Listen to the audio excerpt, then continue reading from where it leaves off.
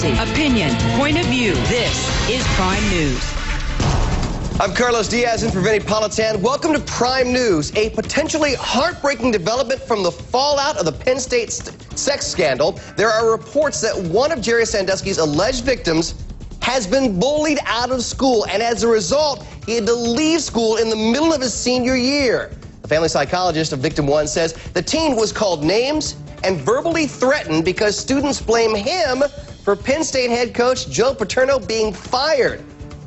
All right, people of Pennsylvania, listen up. This is your chance to walk the walk. You've been talking the talk about how victims are the most important people in this controversy, but the first chance you get, you run victim one out of town. I don't want to hear about this being the small minority of people acting up against victim one, because if the so-called majority rose up and supported him at that high school, he wouldn't have had to drop out of school to avoid further persecution. Never mind the fact that he's already allegedly suffered some of the most horrific physical and mental abuse any child should ever have to go through. In an interview with Anderson Cooper on our sister network CNN, victim one's mother talked about how brave her son was to come forward. Oh, he's definitely the hero. He definitely is. He's a brave kid. And he really, you know, for a long time he thought that he was the only one, you know. He thought that we were basically just on our own, and then as more victims came out, and, you know, he started feeling a little bit better about that. Now, the mother's voice has been disguised for protection, but she's also talked about her son's reaction to Jerry Sandusky's interview last week with Bob Costas, where the former assistant coach proclaimed his innocence. I understand your son heard Jerry Sandusky's interview on NBC on Monday night. What was his reaction? He was upset. He was very upset about it. He said, yeah, I didn't watch it at the time. I watched it when it was on, and he watched it after that. And he said that he cried, and I said, well, why'd you cry? And he said, because I'm afraid you might go free. Joining me now is doctor of psychology and co-host of The Doctors, Wendy Walsh. Also with me is former police detective Steve Kardian, and from the Penn State campus, Patriot News reporter and HLN contributor Sarah Ganem.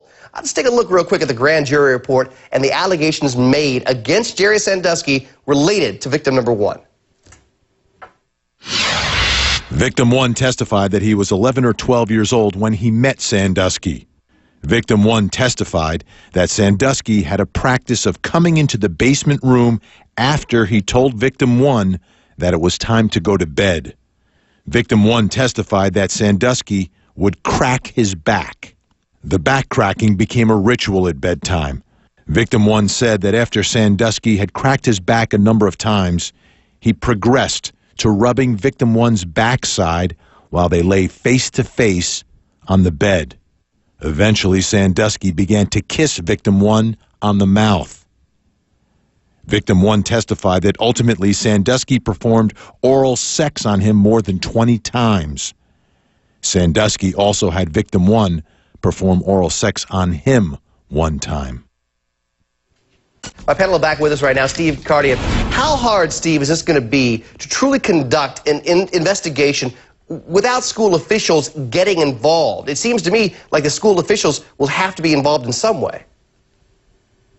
Yeah, Vinny, they couldn't have picked a greater man with greater integrity, but there's going to be some limitations. He's not going to have legal powers. He's not going to have subpoena powers, which he may need in order to do an effective investigation. And to my understanding, Penn State is funding this, so he's being paid by the university. If anybody can be impartial and fair, he's going to be. This good old boy network has to be broken up. And I've got to mention something important. I'm a part of a collaborative effort with PAVE and Security on Campus, and there's going to be a National Day of Action on November 30th to address this, and you can find information on it on shatteringthesilence.org. Take your time with that. Say that again. Say that again. Don't speed through that. Shatteringthesilence.org, a National Day of Action to address this very issue of what's hidden on college campuses, the good old network that is preventing victims from coming forward, and it's just horrible. The victim you spoke about, victim number one, has been re-victimized again, and he will continue to be so throughout his life. Controversy, opinion, point of view.